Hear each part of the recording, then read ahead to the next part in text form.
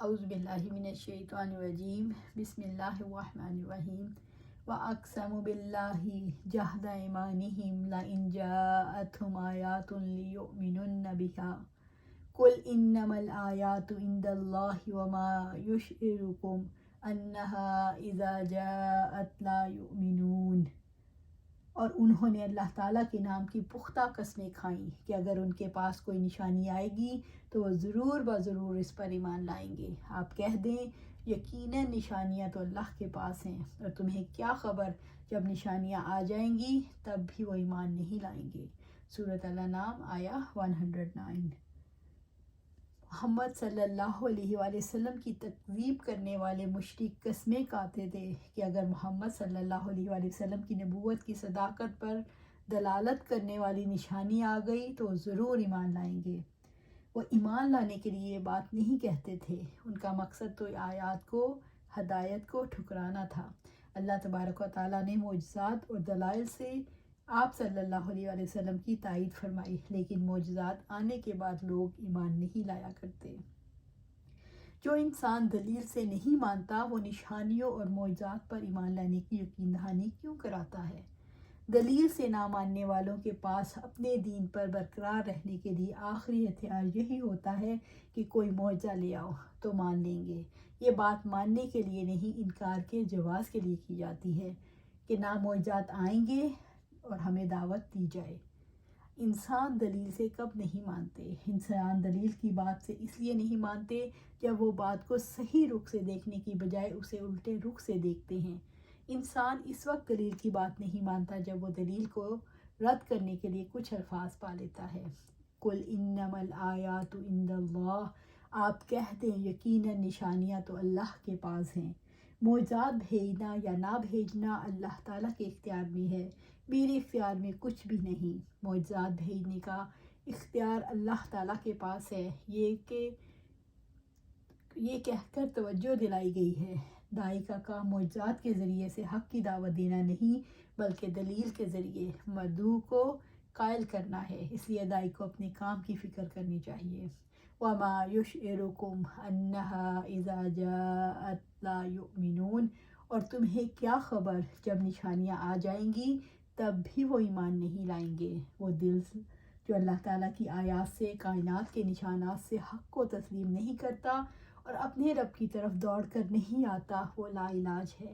ایسے دلوں کے بارے میں اللہ تعالیٰ کا فیصلہ ہے، وہ یوں ہی اپنی سرکشی میں غرق رہیں گے، یہ ان کے جھٹلانے کا بدلہ ہے۔ اللہ تعالیٰ چاہتا ہے کہ یہ لوگ معجزات آنے کے بعد ایمان لانے والے بنیں۔ وَنُقَلِّبُ أَفْئِدَتَهُمْ وَأَبْصَارَهُمْ كَمَا لَمْ يُؤْمِنُوا بِهِ أَوَّلَ مَرَّةٍ وَنَذَرُهُمْ فِي طُغْيَانِهِمْ يَعْمَهُونَ، اور ہم ان کے دلوں کو اور ان کی نگاہوں کو پھیر دیں گے جیسے پہلی بار وہ اس پر ایمان نہیں لائے تھے، اور ہم انہیں چھوڑ دیں گے، وہ اپنی سرکشی میں بھٹکتے رہیں گے۔ سورۃ الانعام آیا 110۔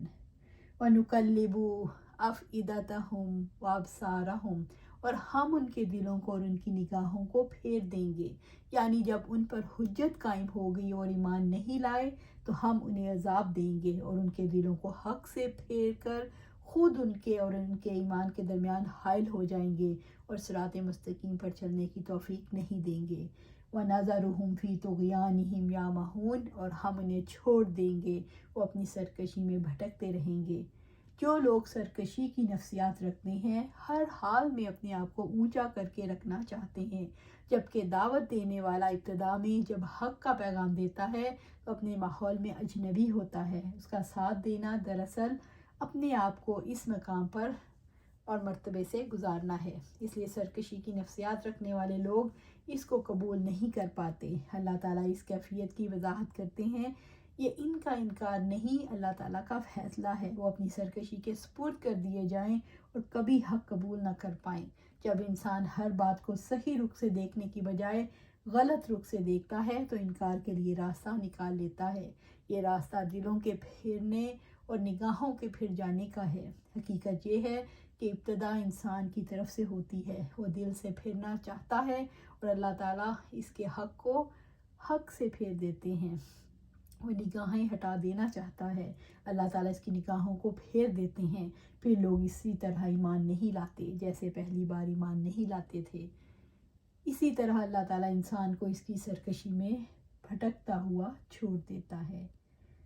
اسی پر ہماری آج کا 7واں پارہ ختم ہو گیا۔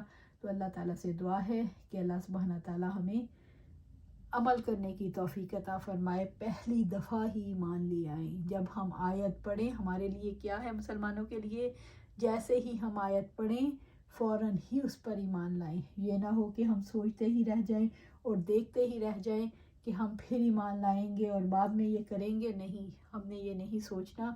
تو اللہ تعالیٰ سے دعا ہے کہ ہمیں توفیق دے کہ جیسے ہی ہم آیت پڑھیں اور جس چیز کا ہمیں حکم دیا جائے فوراً اس پر عمل کریں۔ اب ہم 8واں پارہ شروع کرتے ہیں، اس کی پہلی آیت دیکھتے ہیں انشاءاللہ۔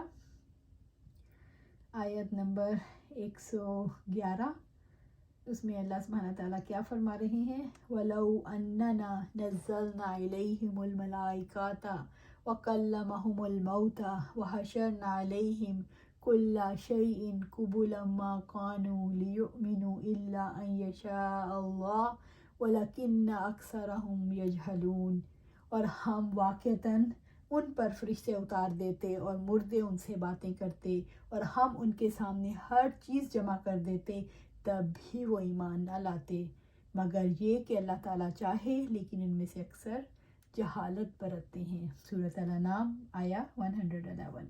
وَلَوْ أَنَّنَا نَزَّلْنَا إِلَيْهِمُ الْمَلَائِكَةَ وَكَلَّمَهُمُ الْمَوْتَى، رب العزت نے واضح فرمایا کہ یہ لوگ ایمان لانے والے نہیں، اگرچہ معجزات دیکھ لیں یا فرشتوں کو رسالت کی تصدیق کرتے دیکھ لیں یا مردے ان سے باتیں کرنے لگیں یا خود انہیں مارنے کے بعد دوبارہ زندہ کر دیا جائے۔ مشرکوں کو جواب دیا گیا ہے جو کہتے تھے اوتاتی باللہ و ملائکاتی قبیلہ، یا اللہ تعالیٰ اور فرشتوں کو آپ ہمارے سامنے لے آئیں۔ بنی اسرائیل آیا 92۔ وحشرنا علیہم کل شیء قبلا، قبلہ قبیل کی جمع ہے، یعنی عذاب کی قسمیں، قبیل ایک قسم ہے۔ ما کانوا لیؤمنوا، اگر ان کے سامنے ہم ہر چیز زندہ کر دیتے اور وہ ان کے ساتھ باتیں کرتے اور اس چیز کی تصدیق کرتے جسے رسول صلی اللہ علیہ وسلم لے کر آئے، تب بھی وہ ایمان نہ لاتے اگر اللہ تعالیٰ کی مشیت ان کے ایمان لانے کی نہ ہو۔ الا ان یشاء اللہ، مگر یہ کہ اللہ تعالیٰ چاہے، اگر اللہ تعالیٰ کی مشیت سے وہ اہل سعادت میں سے ہوتے تو ایمان لے آتے۔ عبداللہ بن مسعود رضی اللہ تعالیٰ عنہ بیان کرتے ہیں کہ صادق و مصدوق رسول اللہ صلی اللہ علیہ وسلم نے فرمایا، بے شک تم میں سے ہر ایک کی پیدائش کی تیاری تمہاری ماں کے پیٹ میں 40 دن تک نطفہ کی صورت میں کی جاتی ہے، پھر وہ 40 دن جمے ہوئے خون کی شکل میں رہتا ہے، پھر 40 دن مضغہ گوشت کے لوتھڑے کی شکل میں رہتا ہے، پھر اللہ تعالیٰ کی طرف سے فرشتے کو بھیجا جاتا ہے، وہ اس میں روح پھونکتا ہے اور اس کو 4 باتوں کا حکم ہوتا ہے۔ ایک تو اس کی روزی لکھنا، یعنی محتاج ہوگا یا مالدار، دوسری اس کی عمر لکھنا کہ کتنا عرصہ زندہ رہے گا، تیسری اس کا عمل لکھنا کہ کیا کرے گا، اور آخری بات یہ لکھنا کہ نیک بخت جنتی ہوگا یا بدبخت جہنمی ہوگا۔ بس میں قسم کھاتا ہوں اس کی کہ جس کے سوا کوئی معبود نہیں، بے شک تم لوگوں میں سے کوئی اہل جنت کے کام کرتا رہتا ہے یہاں تک کہ اس میں اور بہشت میں ایک بالش کا فاصلہ رہ جاتا ہے، پھر تقدیر کا لکھا اس پر غالب آ جاتا ہے، پھر وہ دوزخیوں والے کام کرنے لگتا ہے اور دوزخ میں چلا جاتا ہے، اور کوئی آدمی عمر بھر دوزخیوں والے کام کرتا ہے یہاں تک کہ وہ دوزخ میں اور اس کے سوائے ایک بالش کے برابر فرق رہ جاتا ہے، تقدیر کا لکھا اس پر غالب آ جاتا ہے، پس وہ بہشتیوں والے کام کرنے لگتا ہے اور پھر بہشت میں چلا جاتا ہے۔ ایمان لانے یا کفر کرنے، ہدایت کا راستہ اختیار کرنے یا گمراہ ہونے کا دار و مدار کن چیزوں پر نہیں ہوتا؟ حق کو قبول کرنے اور ایمان لانے یا کفر کرنے، ہدایت کا راستہ اختیار کرنے یا گمراہ ہونے کا دار و مدار بیرونی عوامل پر نہیں ہوتا۔ ایمان کا دار و مدار معجزات پر نہیں ہوتا۔ انسان اپنی آنکھوں سے فرشتے اترتے دیکھتے یا مردے کلام کرتے دیکھنے یا مافوق الفطرت چیزیں اکٹھی کر دی جائیں تو انسان ایمان نہیں لاتے، یہ حالات عقل کو عاجز کرنے والے ہوتے ہیں، لیکن دل کا علاج کرنے والے، دل میں گنجائش بنانے والے نہیں ہوتے۔ انسان کی ہدایت اور گمراہی، اس کے ایمان اور کفر کا انحصار صرف دلائل پر بھی نہیں ہوتا۔ ایمان اور کفر، ہدایت اور گمراہی کا دار و مدار کس چیز پر ہوتا ہے؟ ایمان اور کفر، ہدایت اور گمراہی کا دار و مدار اللہ تعالیٰ کی معیشت پر ہوتا ہے۔ ایک انسان اگر حق کی طرف رغبت رکھے اور توجہ کرے اور اس کے لیے کوشش کرے تو چاہے اسے معلوم نہ ہو کہ وہ ہدایت کہاں ہے، اللہ تعالیٰ کی مشیت اس کی رہنمائی کرتی ہے اور اللہ تعالیٰ کی طرف سے اسے توفیق مل جاتی ہے اور انسان ہدایت کے راستے پر آ جاتا ہے۔ جو شخص اللہ تعالیٰ کی رہنمائی سے نفرت کرے اور ہدایت کے راستے پر آنے سے منہ موڑے تو اللہ تعالیٰ کی مشیت اسے راہ حق سے دور پھینک دیتی ہے۔ ہدایت اور گمراہی، ایمان اور کفر دونوں اللہ تعالیٰ کی قبضہ قدرت میں ہیں۔ ہدایت اور گمراہی، ایمان اور کفر کا تعلق انسان کے دل سے ہوتا ہے۔ اگر انسان کا دل بیمار ہو تو قبولیت حق کے راستے کی رکاوٹ بن جاتا ہے، اس لیے دل کے علاج کی ضرورت ہے۔ اللہ سبحانہ تعالیٰ ہمارے دل کو ہر بیماری سے محفوظ رکھے اور حق اور ہدایت کو قبول کرنے کی صلاحیت پیدا کر دے۔ وَلَكِنَّ أَكْثَرَهُمْ يَجْهَلُونَ، لیکن ان میں سے اکثر جہالت برتتے ہیں۔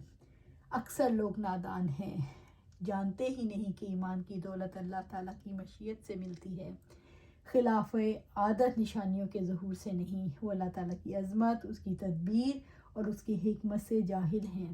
عقل اور علم کا تقاضا تو یہ ہے کہ بندے کا مطلوب اور مقصود اتباع حق ہو اور وہ اسے ان طریقوں سے تلاش کرے جنہیں اللہ تعالیٰ نے واضح کر دیا ہے، حق پر عمل کرے اور اس کی اتباع میں اپنے رب کی مدد طلب کرے، اپنے نفس اور اپنی قوت اختیار پر بھروسہ نہ کرے اور ان آیات و معجزات کا مطالبہ نہ کرے جن کا کوئی فائدہ نہیں۔ اللہ سبحانہ تعالیٰ ہمیں حق پر جم جانے کی توفیق عطا فرمائے، دل کو ہر بیماری سے دور کرے، ہمیں حق کا طالب، ہدایت کا طالب بنائے اور ہم اس کے پیچھے سرگرداں ہو جائیں۔ اللہ سبحانہ تعالیٰ ہمیں حق کے راستے پر چلا دے، صراط مستقیم پر چلا دے، جنت کے راستے پر چلا دے، سیدھے راستے پر چلا دے۔ اللہ سبحانہ تعالیٰ ہمارا ہاتھ پکڑ کے ہمیں جنت کے راستے پر لے جا۔